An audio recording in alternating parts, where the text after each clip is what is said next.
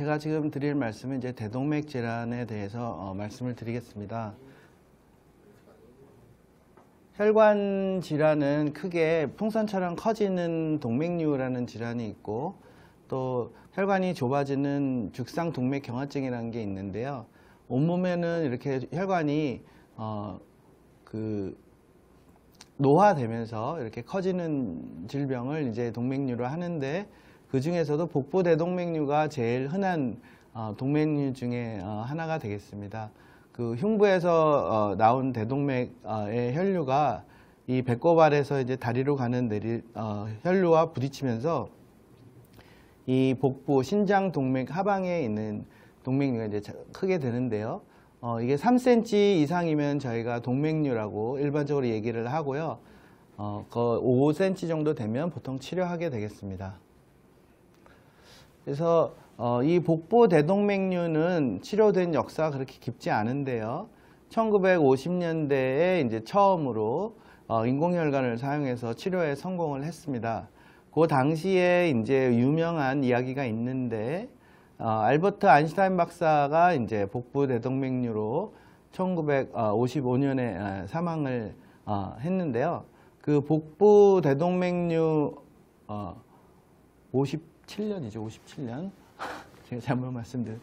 그 알버트 아인슈타인 박사는 평소에 그 담배를 아주 즐겨 찾는 애연가였습니다. 그래서 뉴욕에 살면서 그 이제 담배 애연 클럽에 들어가기 위해서 노력할 정도로 애연을 했는데, 그러다 보니까 이제 복부 대동맥류가 이제 있었고요. 발견됐을 때는 이제 그때는 처음에 발견됐을 때는 인공혈관이 없어서 그냥 이렇게 플라스틱 백으로 싸는 수술을 받았다고 합니다.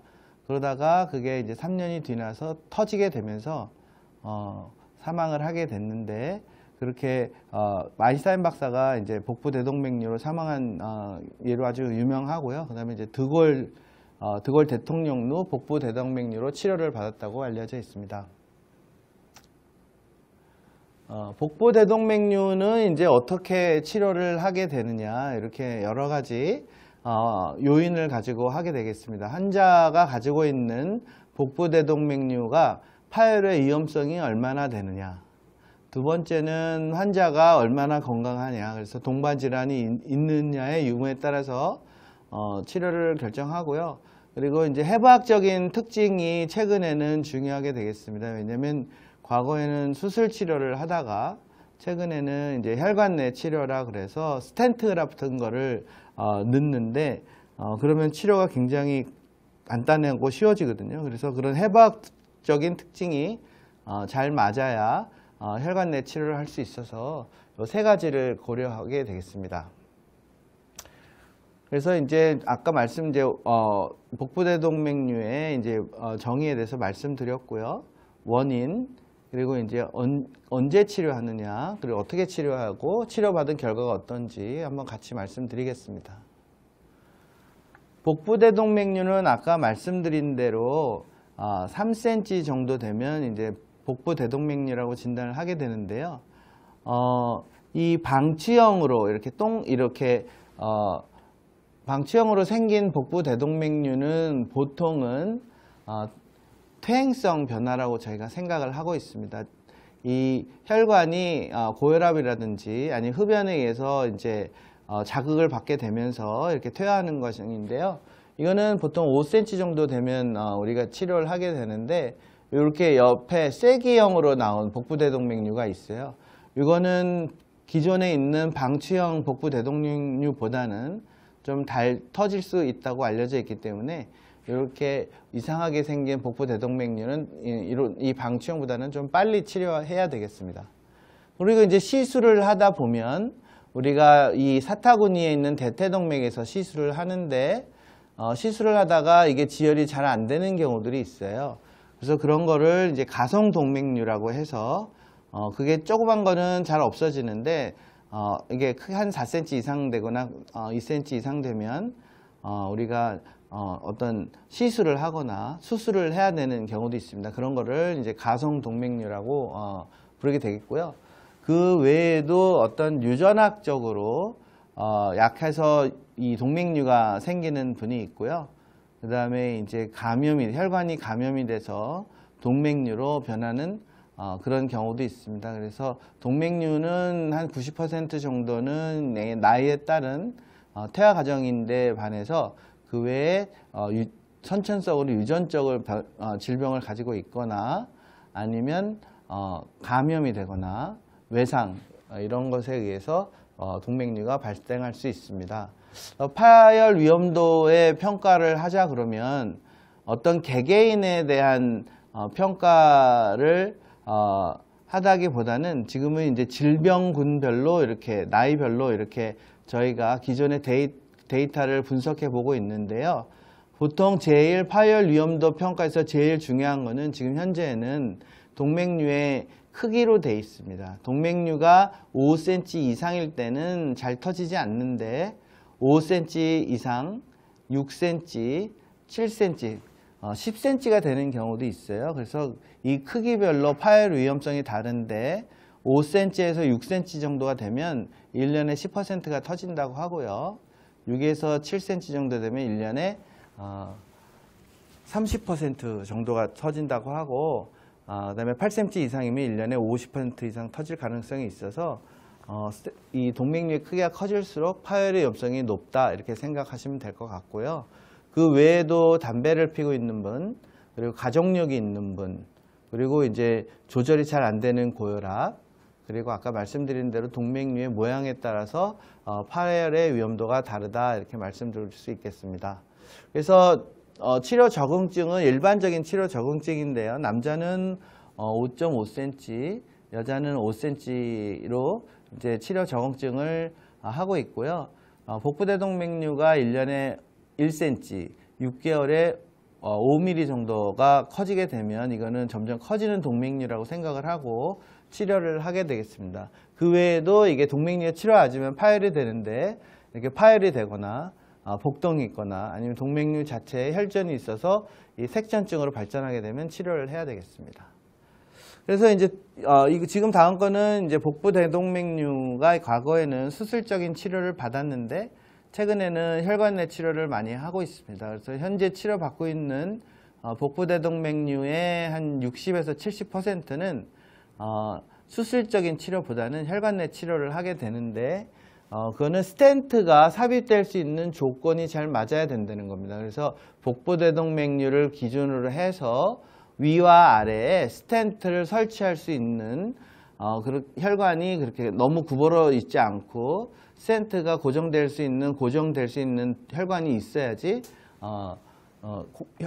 복부대동맥류의 혈관 내 치료가 가능하게 되겠습니다. 이거는 이제 그 가능한 그 해부학적인 구조를 설명하는 거고요. 그래서 과거에는 이렇게 배를 가르고 그 다음에 이제 겸자로 복부대동맥류의 상하를 이렇게 막아서 인공혈관을 넣는 그런 치료를 이제 복부대동맥류 수술 치료라고 했는데 이게 1990년대까지는 이게 주 치료였습니다. 그러다가 이제 90년대 이후에 이렇게 복부대동맥류 혈관 내 치료라고 해서 배를 가르지 않고 사타구니를 통해서 배 안에 스텐트를 넣는 그런 치료를 하게 됐는데요. 이게 비교적 결과가 좋아서 최근에는 각광받는 치료가 됐고요. 이건 어떻게 하냐면 보통 스텐트는 이 기기 자체에 구멍이 뚫어 있어서 넓히는 역할을 하게 되는데요. 스텐트 그라프트라는 거는 이 스텐트에다가 인공혈관을 이렇게 채워 넣어 가지고 옆으로 새지 않게 하는 그런 기능이 있습니다. 그래서 이거를 작게 말아 가지고 이 배 안에 설치하는 것을 복부대동맥류 혈관 내 치료라고 합니다. 그래서 이제 복부대동맥류가 치료를 한다 하더라도 이런 분들은 혈관 질환이 많게 되겠습니다. 그래서 심장내과 선생님들하고 같이 이제 주로 같이 얘기를 많이 하는데 이 복부대동맥류는 젊은 사람의 질환이 아니라 보통 70세 이상이 되는 노인 질환입니다. 그래서 심장 질환이 있는 분들이 많기 때문에 이렇게 심장 질환이 있는지 또 폐가 안 좋은 담배를 많이 피시는 분들이 많아서 폐쇄성 폐질환이 있거든요.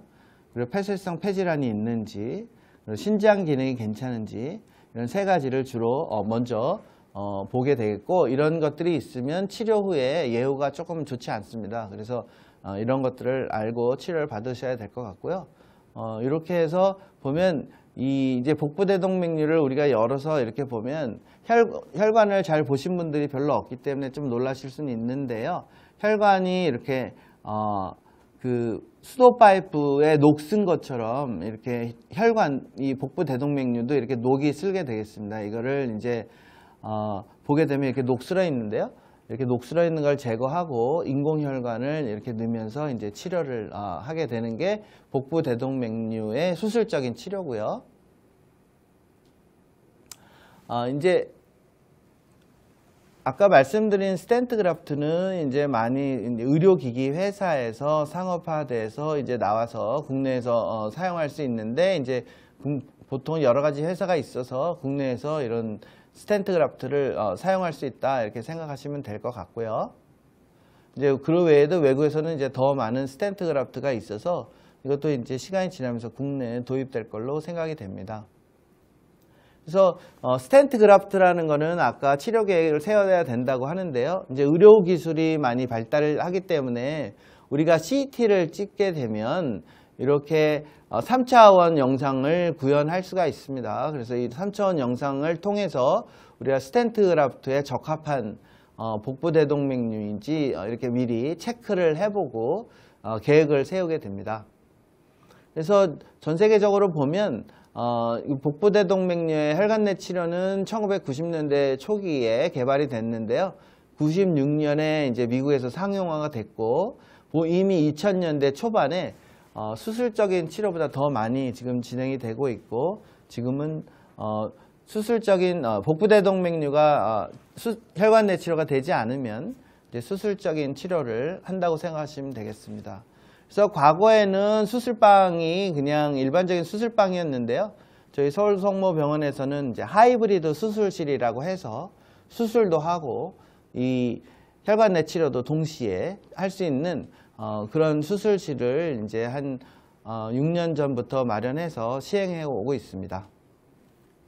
그래서 결과를 보면 지금 보통은 10년 정도까지는 복부대동맥류의 수술적인 치료와 혈관내 치료가 크게 차이가 없고요. 10년 지나면서부터 이 내구성에 좀 문제가 생깁니다. 그래서 10년 이후에는 수술적인 치료가 좋은 걸로 그렇게 얘기가 되고 있는데요. 그래서 지금 사람들, 전문가들 사이에서는 60세 환자들은 보통 복부대동맥류가 있을 때 수술적인 치료를 권장하고요. 70세 정도 되면 그때 이제 복부대동맥류 혈관내 치료를 권장하고 있습니다. 그래서 복부대동맥류의 발견을 위해서 이제 초음파를 많이 하게 되는데요. 미국에서는 2008년부터 이제 그 메디케어에 들어가는 65세 이상의 사람들은 다 무료로 복부대동맥류 검사를 해주고 있고요. 본원에서도 무료는 아니지만 아주 간단한 저비용으로 복부대동맥류 검진을 해드리고 있습니다. 그래서 여기에 대해서 65세가 되시는 분이라든지 아니면 본인이 평소에 흡연을 많이 하셨다고 생각되는 50세 이상의 분들은 한번 복부대동맥류 초음파 검진을 한번 받아보시기를 권장드립니다. 그래서 초음파만 되면 이렇게 CT까지 찍을 필요가 없거든요. 이렇게 복부대동맥류가 있으면 이렇게 보이게 되겠고요. 복부대동맥류가 이렇게 처음에 요거는 아주 예쁜 일반적인 복부대동맥류가 있는데, 이게 신장동맥에 가까워지거나 아니면 이 복강동맥에 가까워지게 되면 치료가 좀 어려워지게 됩니다. 그래서 이런 경우에는 조금 어려운 스텐트 그래프트를 사용하게 되는데요. 이제 우리나라에서도 올해부터는 이런 복잡한 스텐트 그래프트가 조금씩 소개되고 있어서 옛날에는 수술만 하던 치료가 점점 이제 혈관내 치료로 더 변화하고 있음을 이제 현장에서 알 수가 있고요. 그래서 결론적으로 말씀드리면 복부대동맥류는 퇴행성 동맥 질환으로 이제 대동맥이 풍선처럼 커지는 질환이고, 이 풍선처럼 커지다 보면 파열하게 될 수가 있어서 직경이 5cm 이상이 되면 치료를 해야 되겠고요. 이제 동반 질환이라든지 그 복부대동맥 해부학적인 특징을 고려해서 수술적인 치료 또는 혈관 내 치료를 하게 되었습니다. 그래서 그 결과는 짧게는 혈관 내 치료가 좀 우수한 걸로 되어 있고 장기적으로는 수술 치료가 우수한데 그거는 이제 환자의 아까 말씀드린 상황을 맞춰서 치료하는 것이 현재 이제 치료하고 있는 상황입니다. 이상입니다. 감사합니다. 아까 하지 동맥 같은 경우에는 저희가 맥박을 만져서 확인할 수 있는 곳이 몇 군데 있지 않습니까? 네. 아무래도 복부 대동맥은 좀 심부에 있기 때문에 저희가 이제 환자들이 뭐 맥박을 만져보거나 하기는 되게 쉽지 않는데요. 이런 그 복부 대동맥류가 있는 경우에 환자들이 처음에 느끼는 어떤 증상이나 또 어떤 그 징후들이 복부 대동맥 아까 초음파 간단히 하신다고 했지만 또 그런 환자들을 스크리닝한 또 방법이 필요하잖아요. 환자 증상이 주로일 것 같은데 초기 증상 어떤 건가요? 안타깝게 복부대동맥류는 초기 증상으로 어떤 추론할 수 있는 그런 방법이 없는 게 현실입니다. 그래서 과거에는 초음파가 발전하기 전에는 환자를 이렇게 시진이나 촉진을 하면서 진단할 수 있는지를 연구를 했는데요. 한 5cm 정도에까지만 해도 촉진으로 진단할 수 있는 확률이 50% 미만이라고 지금 발표가 돼서 복부대동맥류는 증상이 없을 때 검진을 하는 게 제일 좋은 방법이라고 생각이 됩니다. 간혹 복부에 이렇게 막 뛰는 종괴 같은 게 만져진다고 오는 환자들이 있거든요. 네, 맞습니다. 그런 환자들이 복부 대동맥류와 관련이 있나요? 있을 수도 있고 없을 수도 있는데요. 일단은 본인이 말랐는데 이렇게 맥이 만져지는 것처럼 하는 거는 이제 마르셔서 그런 것 같고요.